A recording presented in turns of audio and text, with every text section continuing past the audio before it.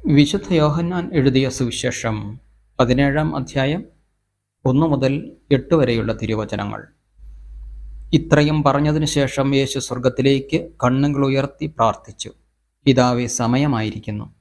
പുത്രൻ അവിടുത്തെ മഹത്വപ്പെടുത്തേണ്ടതിന് പുത്രനെ അങ്ങ് മഹത്വപ്പെടുത്തണമേ. എന്തെന്നാൽ അവിടുന്ന് അവന് നൽകിയിട്ടുള്ളവർക്കെല്ലാം അവൻ നിത്യജീവൻ നൽകേണ്ടതിന് എല്ലാവരുടെയും മേൽ അവിടുന്ന് അധികാരം നൽകിയിരിക്കുന്നുവല്ലോ. ഏക സത്യദൈവമായ അവിടുത്തെയും അങ്ങ് അയച്ച യേശുക്രിസ്തുവിനെയും അറിയുക എന്നതാണ് നിത്യജീവൻ. അവിടുന്ന് എന്നെ ഏൽപ്പിച്ച ജോലി പൂർത്തിയാക്കിക്കൊണ്ട് ഭൂമിയിൽ അവിടുത്തെ ഞാൻ മഹത്വപ്പെടുത്തി. ആകയാൽ പിതാവേ, ലോക സൃഷ്ടിക്ക് മുമ്പ് എനിക്ക് അവിടുത്തോടുകൂടെ ഉണ്ടായിരുന്ന മഹത്വത്താൽ ഇപ്പോൾ അവിടുത്തെ സന്നിധിയിൽ എന്നെ മഹത്വപ്പെടുത്തണമേ. ലോകത്തിൽ നിന്ന് അവിടുന്ന് എനിക്ക് നൽകിയവർക്ക് അവിടുത്തെ നാമം ഞാൻ വെളിപ്പെടുത്തി. അവർ അങ്ങയുടേതായിരുന്നു. അങ്ങ് അവരെ എനിക്ക് നൽകി. അവർ അങ്ങയുടെ വചനം പാലിക്കുകയും ചെയ്തു.